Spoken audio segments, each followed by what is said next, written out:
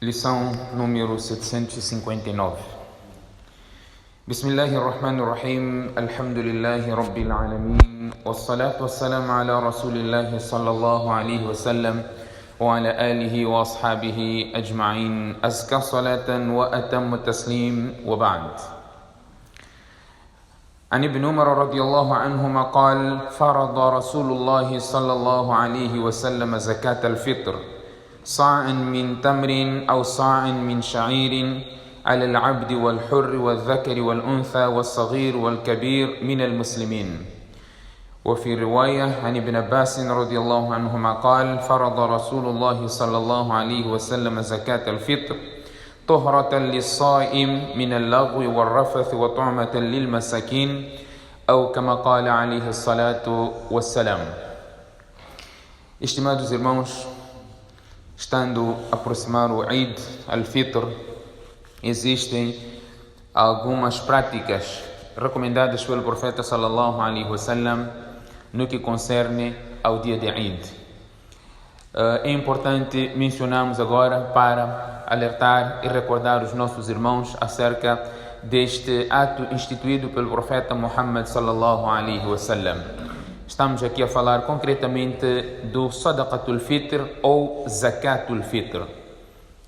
Esta caridade é conhecida como Sadaqatul Fitr ou Zakatul Fitr, que é a caridade do desjejum, a caridade do fim do jejum, a caridade que tem um propósito, conforme o hadith já vai aqui nos mencionar.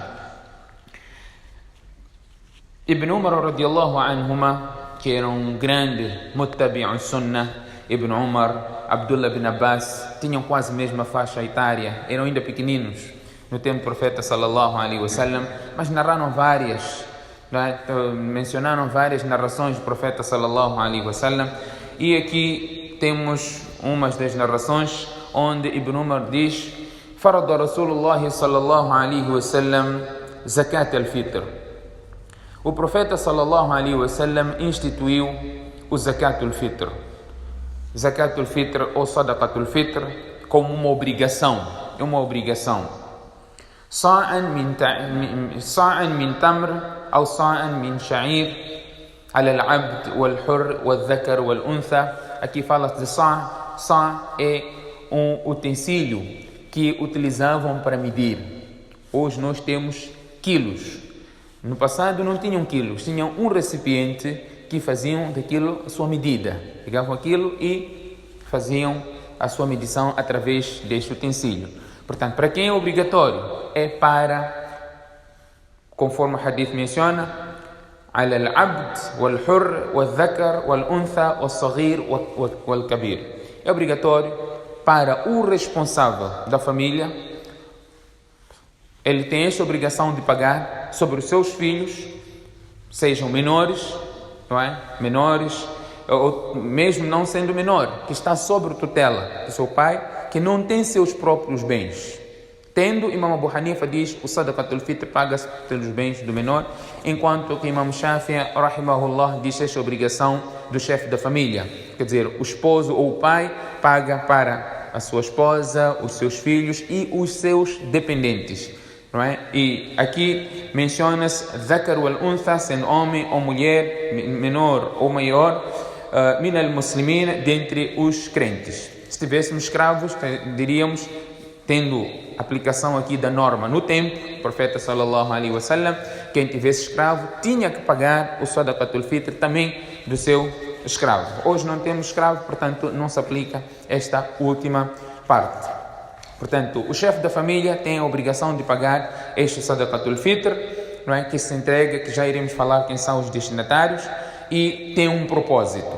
Este Sadaqatul Fitr tem um propósito, conforme a hadith de Abdullah ibn Abbas radiyallahu anhuma. Ele diz, profeta sallallahu alaihi wasallam, ao instituir o Sadaqatul Fitr, o propósito é tuhratan lis-sa'im. O propósito é purificar o jejuador. Purificar o jejuador min al-laghwi wal-rafath, não é? Das obscenidades, não é? Das coisas fúteis e inúteis que ele proferiu estando em jejum. وَطُعْمَةً لِلْمَسَاكِينَ, e como uma forma de alimentar o necessitado. No dia de Eid, nós estamos a celebrar, a festejar. Momento algum podemos esquecer aqueles que são mais desfavorecidos. Portanto, o Islã considerou isso, que os que têm posse deverão proporcionar condição digna para aqueles que não têm. O profeta sallallahu alaihi wasallam falou aqui das quantidades. Hoje nós temos nos nossos quadros no masajid, nós vemos um valor mínimo de 100 meticais, que nós vamos encontrar valores como se a pessoa for tirar. O profeta sallallahu alaihi wasallam falou aqui de espécie, falou de trigo, falou de tâmara, falou também de uva seca. Este era o alimento naquele tempo. Era um alimento que as pessoas consumiam. Então o profeta sallallahu alaihi wasallam mencionou esses aspectos. Portanto, Imam Abu Hanifa considera meio sa', que o cálculo está aí, que é 100 meticais, o mínimo, enquanto que Imam Shafi e outros consideram um sa', que é o valor a dobrar.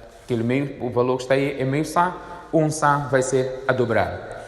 Portanto, se for calculado na base, não é, de trigo, que era o alimento que estava a se referir naquela altura. Depois temos o valor, ou a espécie ainda, sendo tâmara. Aqui, Imam Abu Hanifa também considera um sa', que são 3,4 quilos. 3,4 quilos e meio sa' 1,7 quilos. Não é? Estamos a falar aqui de cereais. Uva também um sa', que é 3,4 quilos. E aqui nós vemos o valor. Temos aqui um valor, depois entramos numa outra discussão. Será permissível pagar o Sadaqatul Fitr em valor monetário ou temos que somente pagar em espécie ou em produtos? Aqui nós vamos encontrar duas posições que normalmente as pessoas até acabam ficando confusas. Qual que eu tenho que fazer? Há uma imposição do lado, enquanto do outro lado há um certo relaxamento.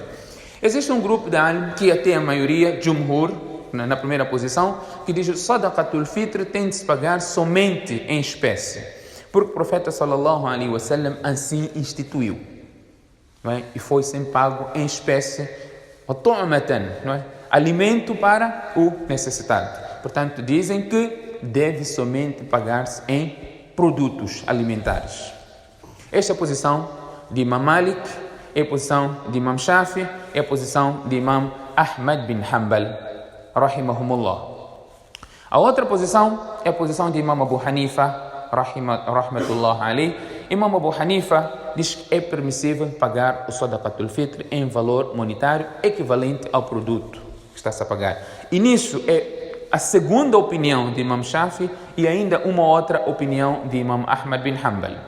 Portanto, existem outras opiniões no madhhab ainda que permitem, em particular, e a terceira opinião, todos estes que eu aqui mencionei, diz que é permissível quando se trata de necessidade.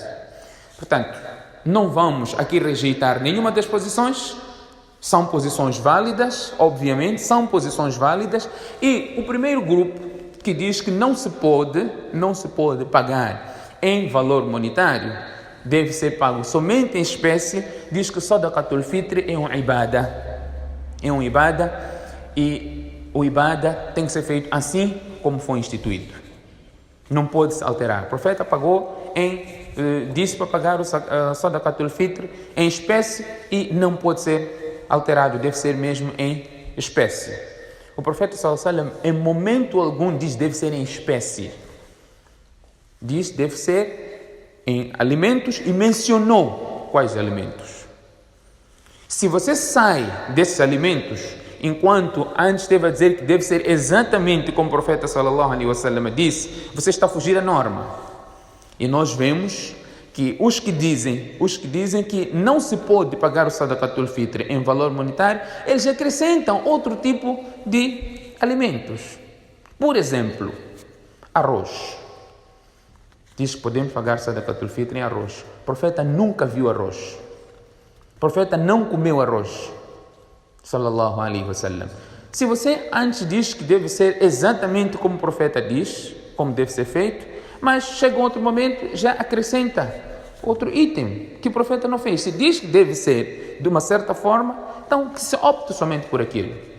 Hoje já se fala pagar Sadaqatul Fitr em espécie, como dar carne para Sadaqatul Fitr. Não aconteceu isso no passado. O profeta não fez isso. Portanto, aqui há uma certa imposição. Agora, há uma certa imposição que não toleram a segunda posição, onde, por exemplo, Imam Abu Hanifa e outros grandes sábios, até no Tabi'in, não é? Já se fazia isso, já se pagava em espécie, em valor monetário. Nós temos casos como Sufyan al-Thawri, que é um grande Tabi'in, não é? Imam Abu Hanifa, rahimahullah, são posições que, obviamente, temos enquadramento quanto à posição de outros grandes sábios. Nós vamos ver que o profeta ainda no tempo de Sahaba, os Sahabas saíram também daquilo que o profeta sallallahu alaihi wasallam mencionou e acrescentaram outro tipo de alimento que não existia no tempo e na zona onde o profeta sallallahu alaihi wasallam vivia. Por exemplo, Muawiyah no Sham, quando foi para Sham, assim como Mu'adh bin Jabal quando foi para Iêmen. Alguns itens que foram acrescentados no Sadaqatul Fitr, ou passaram a ser considerados permissíveis pagar no Sadaqatul Fitr, que não era no tempo do profeta sallallahu alaihi wasallam, de acordo com a necessidade. Nesta perspectiva, Imam Abu Hanifa, rahimahullah, diz: olha, é permissível você pagar o Sadaqatul Fitr em valor monetário, porque o propósito é tornar o necessitado autossuficiente para as necessidades dele. Todos nós vamos pegar tâmara, vamos dar o necessitado. Aqui, em Moçambique. Aqui tâmara para passar Eid Mubarak. O Zakatul Fitr está pago. Você pagou o Zakatul Fitr. Mas o que ele vai fazer? Ele vai pegar aquelas tâmaras, vai vender ao preço mais baixo. Por quê? Porque ele precisa de dinheiro para comprar outras coisas para poder passar o seu Eid de forma digna e condigna. Portanto, olhando nesta perspectiva, Imam Abu Hanifa permite, não é, o pagamento de Sadaqatul Fitr em valor monetário. Essa é uma questão que é muito discutida hoje, até por grandes álimos.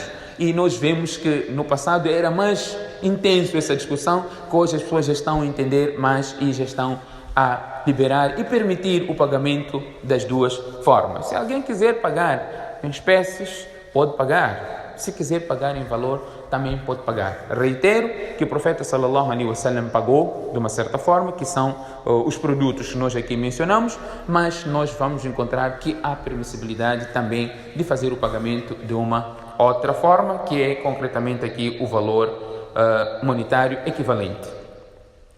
Portanto, o outro aspecto, sobre quem recai esta obrigação, portanto, é para o muçulmano, mentalmente são, uma pessoa livre, uma pessoa que tem o valor de Nisab no dia de Eid. Não é necessário que tenha o valor de Nisab durante o ano inteiro. Para pagar o Zakat, você tem que ter o Nisab num período de um ano.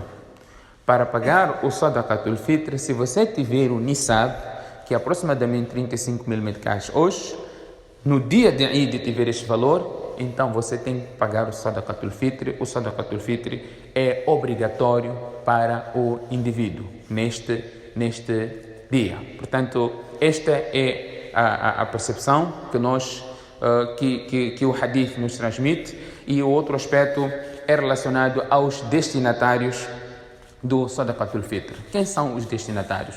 Os destinatários do Sadaqatul Fitr são os mesmos que são os destinatários do Zakat. Quem recebe o Zakat, este pode receber, este é o destinatário para o Sadaqatul Fitr. Este Sadaqatul Fitr deverá ser pago antes do Salatul Eid.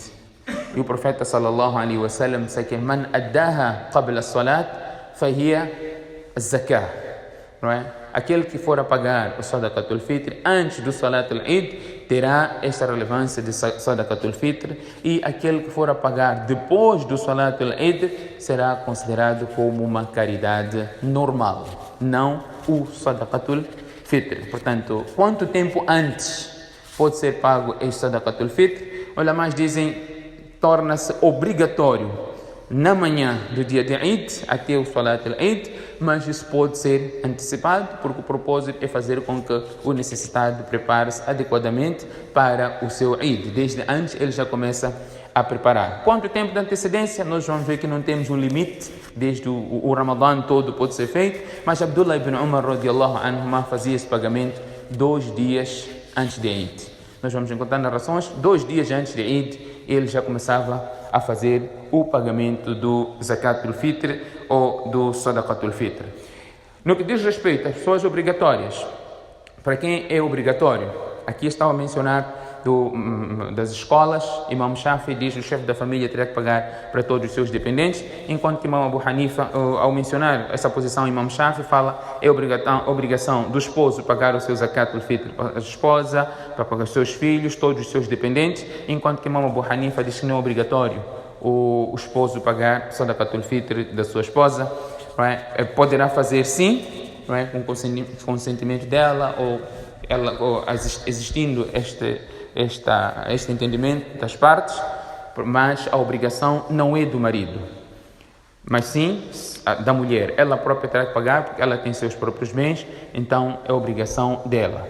Se o marido quiser pagar e ela permitir que isso aconteça, não existe nenhum problema. Aqui é só para mostrarmos a obrigatoriedade de quem é, diferente da posição de Imam Shafi, diz que a obrigatoriedade é do esposo sobre os seus dependentes, assim como a sua esposa, enquanto que Imam Abu Hanifa faz aqui a distinção entre essas duas figuras. Que Allah subhanahu wa ta'ala conceda-nos a oportunidade de cumprirmos com esta obrigação, tendo em conta aqui o propósito pelo qual foi instituído. Subhanakallahumma bihamdik, nashhadu an la ilaha illa ant, nastaghfiruka wa natubu ilayk.